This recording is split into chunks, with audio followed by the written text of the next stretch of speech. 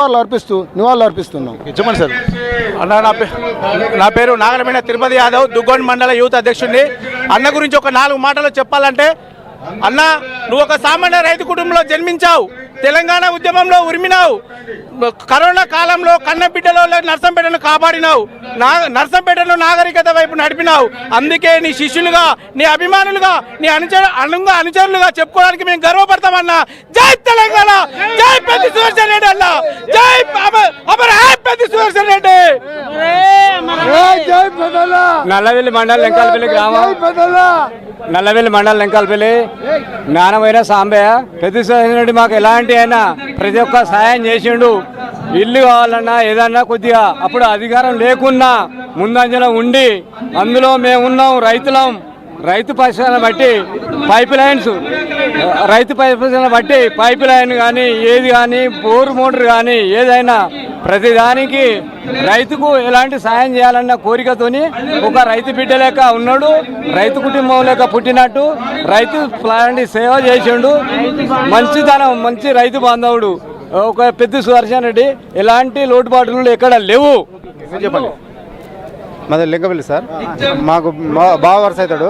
అయితే నెంబర్ 1 ఎట్లా అంటే మన నల్లవెల్లిలో మాత్రం నెంబర్ 1 హీరోని ఇలా కోల్పోయినట్టు అయింది. మాకు ఉద్యమం 2001 నుంచి స్టార్ట్ చేస్తే మా నల్లవెల్లి మండలం నుంచి నర్సంపేట దాకా మా సొంత చిన్న చిన్న పిల్లలను కూడా తీసుకుపోయి ఇలా ఒక ఉద్యమం టైప్లో నడిపించి ఇలా ఒక హీరో అయింది మా మరి. అదే అంతా ఒక హీరో సార్ మాకు నర్సంపేట. ఏం చెప్తారు కదా, ఎందుకంటే పెద్ది సుదర్శన్ రెడ్డి. అనగా నమస్కారం, నా పేరు దుప్పటి ప్రవీణ్, నేను హైకోర్టు అడ్వకేటు, పార్టీ మెంబర్ని. నేను కాకతీయ యూనివర్సిటీలో డిగ్రీ చదువుతున్నప్పటి నుండి కూడా మాకు పెద్ది సుదర్శన్తో సత్సంబంధాలు ఉండేటివి. మాకు తెలంగాణ ఉద్యమంలో 2009లో నా డిగ్రీ 3వ సంవత్సరం చదువుతున్న కార్యక్రమంలో మాకు కాకతీయ యూనివర్సిటీలో అన్నదండలతోని మేము ఎన్నో అన్నదండలతోని అనేక ఉద్యమాలకు మాకు సపోర్ట్ ఇచ్చి, మా ఉద్యమానికి సపోర్ట్ ఇచ్చిన మా సహచరుడు, మా పెద్దన్న మాకు ఈరోజు లేడనంటే మాకు అసలు మనసు చెలిస్తూ ఉన్నది. అందులో భాగంగా ఈరోజు అన్న ద్వారానే ఈరోజు అనేకమైనటువంటి ఉన్నత స్థాయిలకు మేము అందరం ఎదిగినామన్న విషయం కూడా మీకు గుర్తు చేస్తా ఉన్నా. ఈరోజు నర్సంపేట నియోజకవర్గంలో ఒక పెద్ద మనిషిని మరియు పెద్ద నాయకుని ఈరోజు కోల్పోయారు. జోహార్ పెద్దన్న.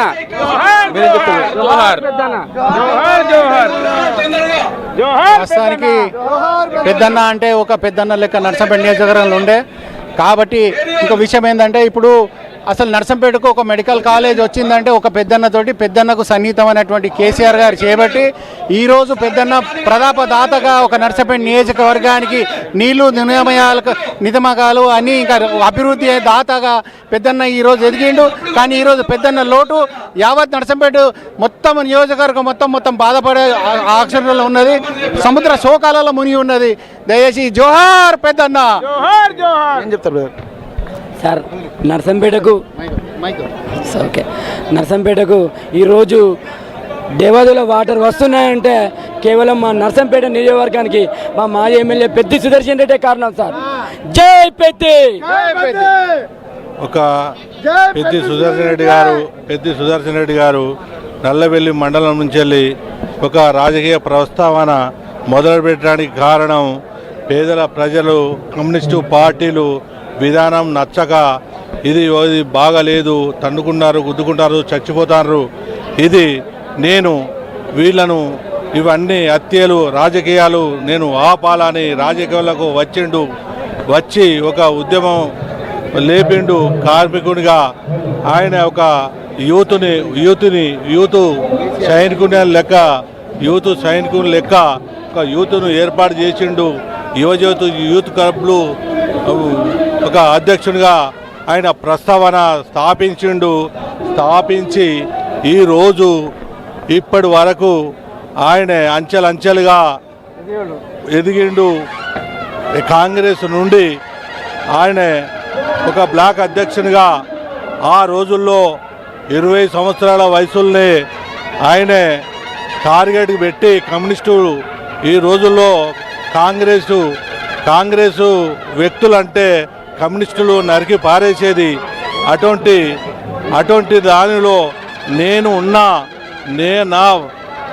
ఉన్నా కానీ ఇటువంటి హత్యలు జరగద్దు, ఇవన్నీ శాసన సామాన్యంగా ఉండాలి నరసంపేట అని ఆయన చేరడం వల్ల ఆయనకు బ్లాక్ అధ్యక్షుడు ఇచ్చారు. ఆయనకు 2 గన్మెన్లు ఇచ్చారు. ఆయనకు గన్మెన్ లైసెన్స్ ఇచ్చారు. అది అట్లా అంచెలుగా ఆయన రాజకీయంలో వచ్చిన కాంచెల్లి నరసంపేట నియోజకవర్గంలో హత్యలు లేవు, ఎలాంటి గొడవలు లేవు, లేకుండా అంచెలంచెలుగా ఎదిగాడు.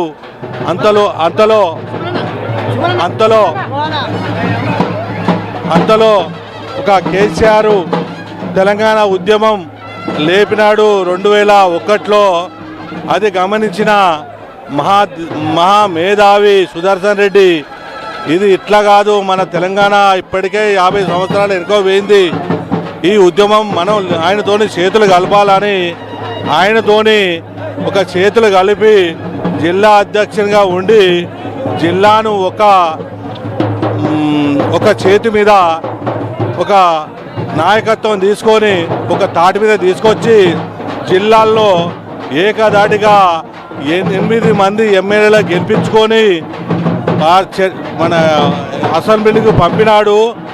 ఆయనకున్న తెలివితేటలు, ఆయన చిన్న రైతు కుటుంబంలో పుట్టి ఒక్కొక్క ఉద్యమం ఎట్లా లేపాలనో ఏం చేయాలనో అప్పుడు కేసీఆర్ ఈయన పెద్ద నాయకుడు, నాతోని మంచి కుడి భుజం ఈయన నాకు ఉండాలని ఆ రోజుల్లో ఆయనకు రాష్ట్రంలో కానీ నీకు ఏం కావాలి అంటే నాకు నర్సంపేటే కావాలి, నేను నర్సంపేట అభివృద్ధి కోరుకుంటా, నాకు నర్సంపేటే నా కన్నా తల్లి తండ్రి, దీన్ని అభివృద్ధి చేసిన నా లక్ష్యం, నాకు రాష్ట్రంలో అవసరం లేదు, మనం తెలంగాణ సంపాదించాలి, తెలంగాణ సంపాదించుకున్నాక ఆంధ్ర పాలకులు కాదు మన తెలంగాణ పాలకులు సాధించి మనం ఒక తెలంగాణ అభివృద్ధి చేసుకోవాలి, ఎవరి నిజం వారు మనం అభివృద్ధిలో పాటు పడాలని ఆయన ఒక సైనికుల్లాగా ముందుకు నడిపి ఏంది బావ గారు నాకు బావ వరుస కావాలి, ఏంది బావ ఇంత ముందుకు పోతాను అంటే నాకు కావాల్సింది జన జీవనం, నాకు ఆస్తి అవసరం లేదు, నాకు ఇల్లు లేదు, నాకు ఏం లేదు, మా నాన్న మా అమ్మ మా పాతింట్లోనే ఉంటాడు, నాకు గూడు లేదు గుడిసె లేదు, నా జీవితం ఎక్కడ పండుకుంటానో ఎక్కడ నిద్రపోతానో నాకే తెలియదు అనుకుంటూ నేను ముందుకు పోతా అంటే మేము అందరం సైనికుల్లాగా ఆయన ఎమ్మడి ఉండి మేము బావగారు మీరు ఎక్కడికి పోయినా కూడా మీ వెంట మేము ఉంటామంటే మీరు ఉండండి నేను నడిపించుకుంటా అని తెలంగాణ సాధించిండు. తెలంగాణ సాధించినాక